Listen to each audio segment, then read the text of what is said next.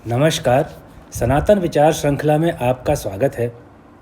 आज के वीडियो में हम दो चीज़ों पर बात करेंगे।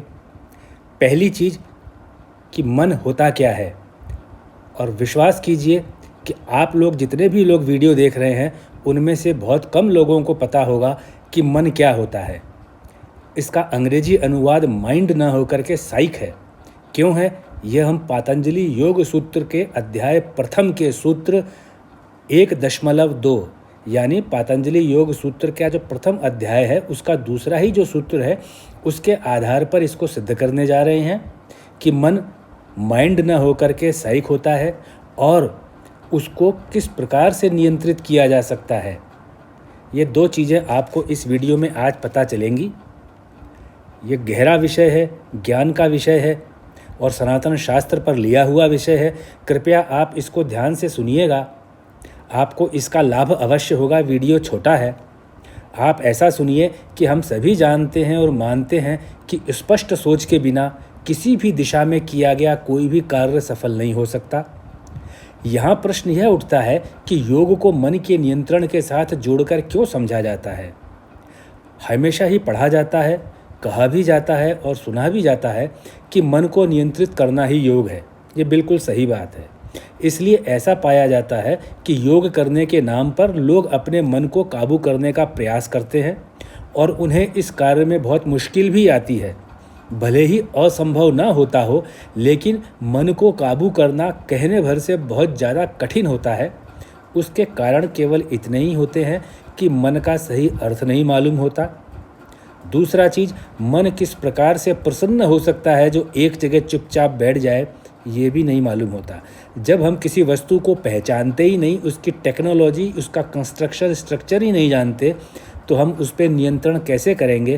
तो सबसे पहले इसमें मन को समझना आवश्यक होता है, उसके बाद में मन पर नियंत्रण हो जाता है।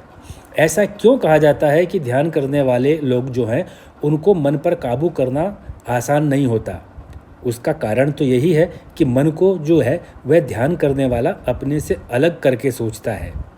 मन को यह समझाना कि उसका नियंत्रण में रहना ही लाभकारी है, यह उसके लिए तब चुनौती बन जाती है जब वह मन को एक अलग वस्तु मान करके चलता है, जबकि मन जो है वह उसके साथ साथ चलने वाला है। मन को नियंत्रण में रहना आवश्यक है। इस वाक्य का सार जो है उपनिषदों में इस प्रकार से दिया गया है कि पूरा ब्रह्मांड जो मात्र अंश जो है उसका आसमान में जो दिखाई देता है उसका बड़ा ही रूप नहीं है। जितना आसमान में तारे ग्रह दिखाई देते हैं, इसका बड़ा रूप ही ब्रह्मांड नहीं है, बल्कि ब्रह्मांड अपने आप में पूर्णता लिए हुए है। ब्रह्मांड की क्वालिटी, उससे उसको आपको पहचाना जा सकता है, क्योंकि ब्रह्मांड नापना इतना आसान नहीं है। हम लोग भी उसी पूर्ण ब्रह्मांड का हिस्सा हैं और स्वयं को ब्रह्मांड से अलग करके नहीं देख सकते।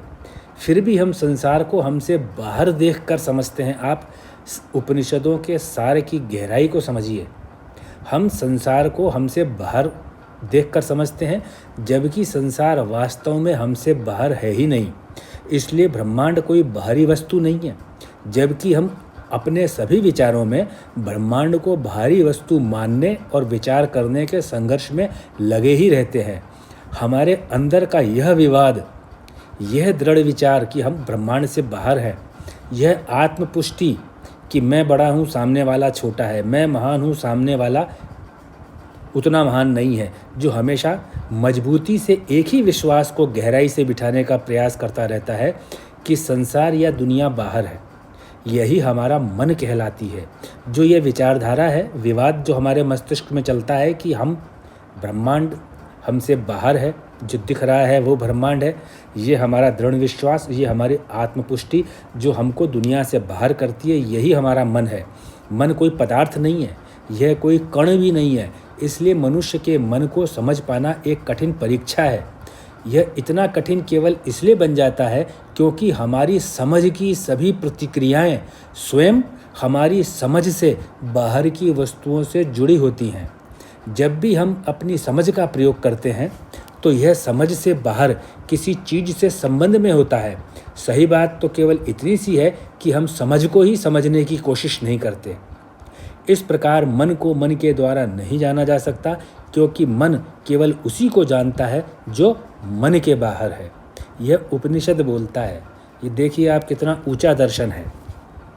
अब आप जानिए कि मन क्या है।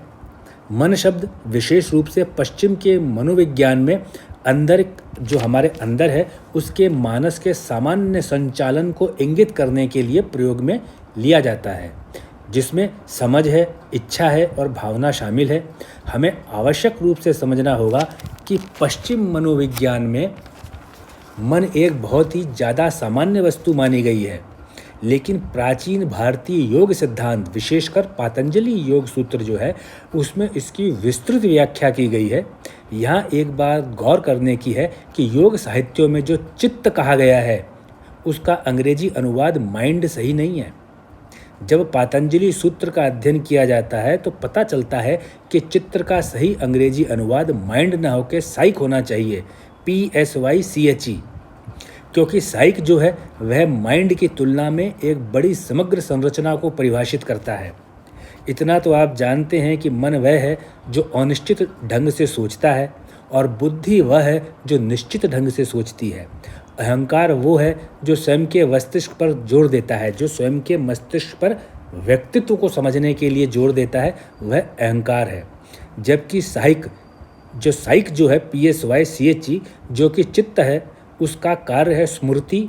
यही स्मृति अवचेतन, जिसे सबकॉन्शियस कहते हैं, उस स्तर से जुड़ी रहती है। किसी के लिए भी यह समझना असंभव है कि कुछ बाहर है जब तक कि एक अलग सोच या व्यक्तिगत सिद्धांत ना हो, जिसे वेदांत में अंतःकरण के नाम से समझाया गया है और पातंजलि के योग मनोविज्ञान में चित्त का नाम दिया गया है। वेदांत में इसी चीज़ को अंतःकरण बोला गया है और पातंजलि के योग मनोविज्ञान में इसको चित्त का नाम दिया गया है और इसको मन कहा गया है कि जब तक वह बाहर से अलग नहीं होगा वह बाहर की वस्तु को पहचानेगा नहीं। इसलिए या तो मन अंतःकरण है या चित्त है। उसका मतलब माइंड से नहीं है, साइक से है। जो यह शब्द अंतःकरण है वह संस्कृत भाषा का शब्द है। यदि इसका अनुवाद अंग्रेजी में किया जाए तो बनता है द इंटरनल ऑर्गन। यह वह इंटरनल ऑर्गन है जिसके द्वारा हम बाहर की वस्तु का संज्ञान लेते हैं, बाहर की वस्तु को पहचानते हैं, बाहर की वस्तु का अनुभव करते हैं। इसलिए इसे अंतःकरण कहा गया है और इसी अंतःकरण को योग सूत्र में चित्त कहा गया है। इतना समझने के बाद यह जानना आसान हो जाता है कि मन जो चित्त को कहा जाता है उसको नियंत्रित किस प्रकार से किया जाए। आप जानिए, योग ही चित्त वृत्ति निरोध है, जो कि आगे आप जाकर के सूत्र देखेंगे। इसलिए योग को सभी के लिए अपरिहार्य कहा गया है।